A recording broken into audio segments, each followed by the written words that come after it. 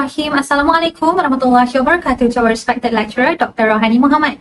My name is AIYATUL ADNIN ILLYYINA, and today I am going to present on Chapter 1. Without further ado, I will start the presentation with the background of the study. University Technology of Mara, or known as UITM, is one of the public universities located in Shah Alam. There are 12 branch campuses, 6 satellite campuses in Shah Alam, 11 state satellite campuses, and 21 affiliated colleges. It is known as the Entrepreneurial University of the Year from the Malaysia Entrepreneurial University Award, MOHE Entrepreneurial Award in 2012, 2013, and 2015. This is because of their entrepreneurial environment within the university.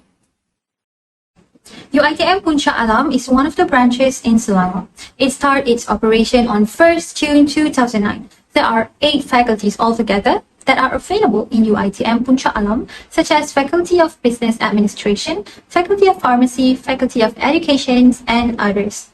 Under the Faculty of Business Administration, there is one course that only focuses on developing entrepreneurs as soon as they graduate, which is the Bachelor of Business Administration, Entrepreneurship, or known as BA2334B. Now let's moving on to the next part, which is problem statement. UITM requires all of the students to take entrepreneurship subjects regardless of the courses taken. This is because UITM wants to produce graduates who have high entrepreneurial qualities. Since UITM is known as an entrepreneurial university, thus, what is the level of entrepreneurial behavior of UITM students and how entrepreneurial are they? As a result of our investigation, we discovered that it is vital to perform this study in order to assess the level of entrepreneurial behavior among UITM students, because it is found that UITM is one of the most entrepreneurial universities in Malaysia.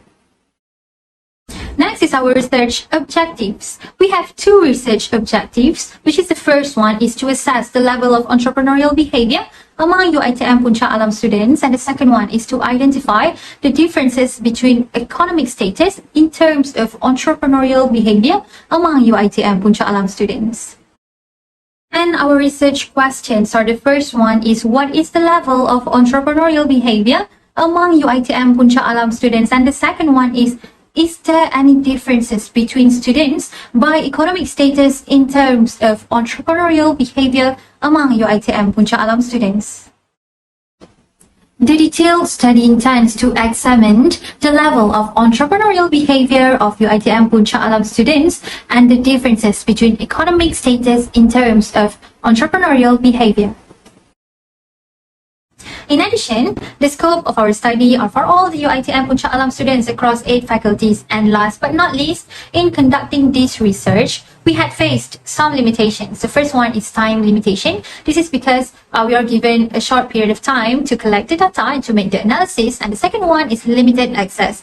This is happening because we are only focusing on UITM Puncak Alam students, and the data might not be presentable for all the UITM students across the Malaysia. That is all from me, madam. I will pass to the next presenter to continue the presentation. Thank you so much. My name is NURUL Syuhadah binti Shuhaimi, and I will be presenting to you Chapter 2, Literature Review. Moving on to the definitions of entrepreneurial behavior. Here we pick the best 3 definitions. The first definition has been taken from William Walton Kirkley in 2016, which stated that self-efficacy provides substance to the individual's behavioral expression as an entrepreneur, and is demonstrated through the confidence with which they approach entrepreneurial activity.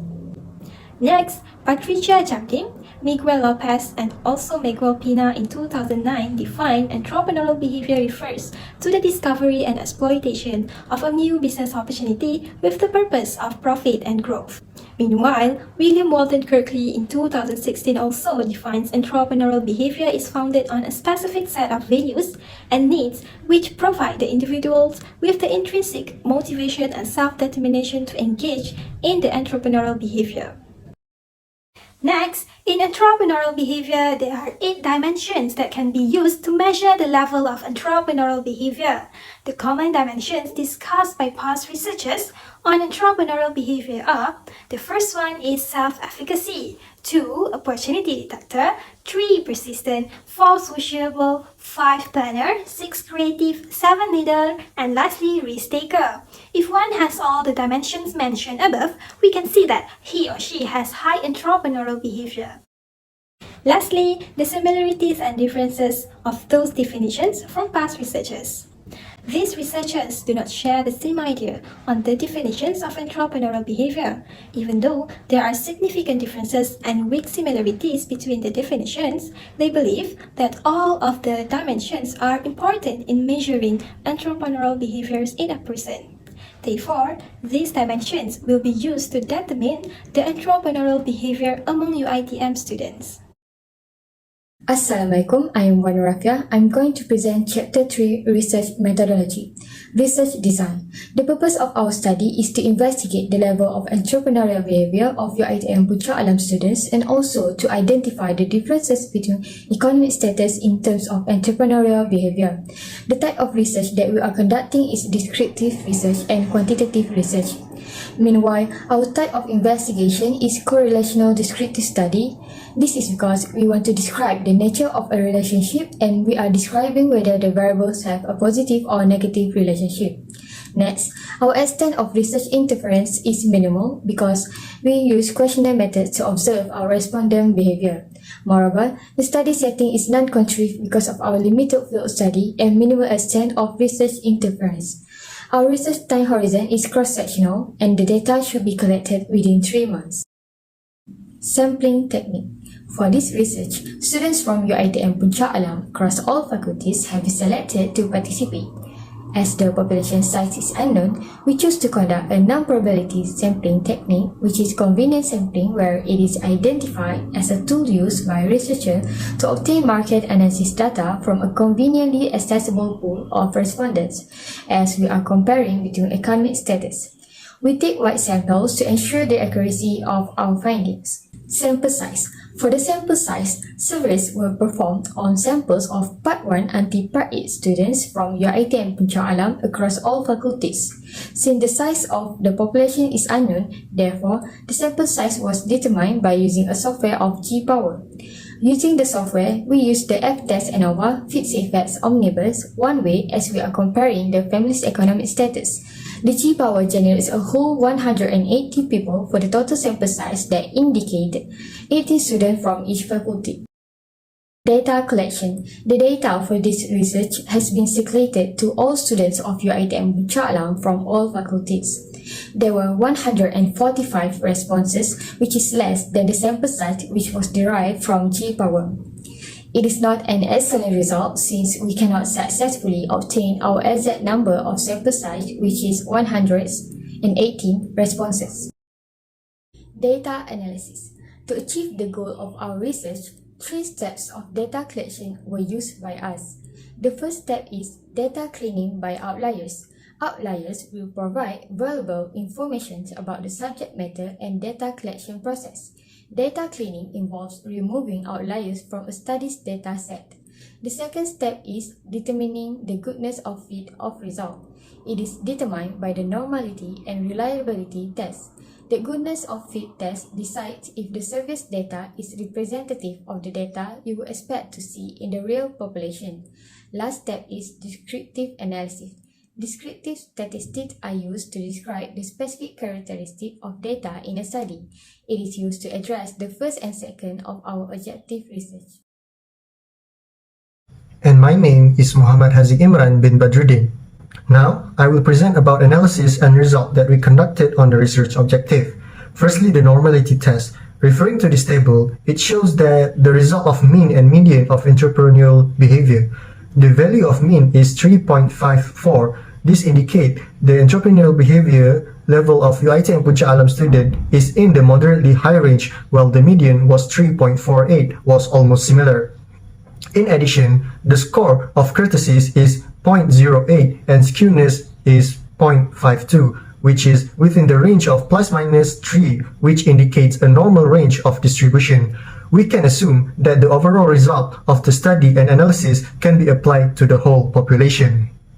Next, we have reliability test. The result of reliability test show that the item measuring the variable of self-efficacy, opportunity detector, persistence, sociable, creative, planner, risk taker, and leader all above 0.6, which indicate good level of item measurement. This means they have good internal consistency.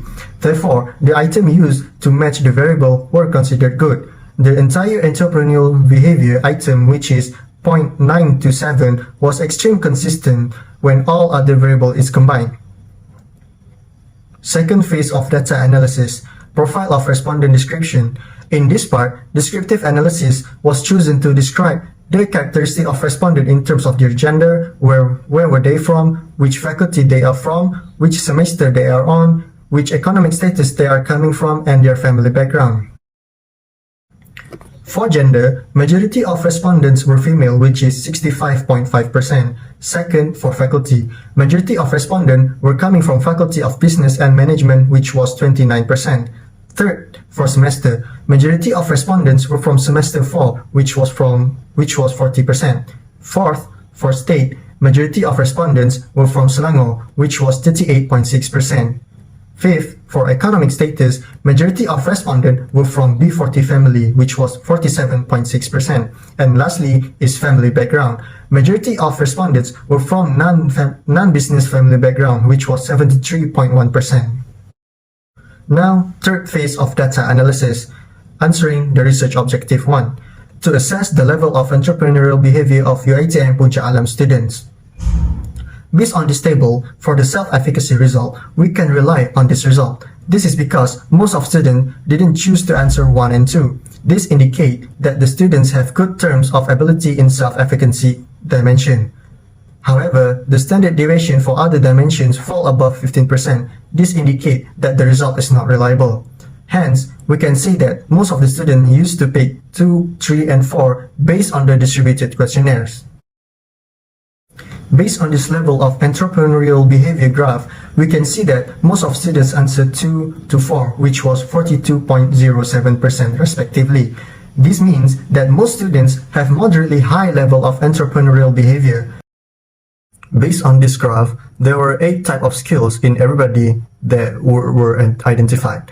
The skill that the majority of students agreed most were self-efficacy, which is agreed between all 3 different economic status, while the skills that they least agreed upon is creative, which is same between B40 and M40, while the T20 agreed that they least agreed on creative and risk taker.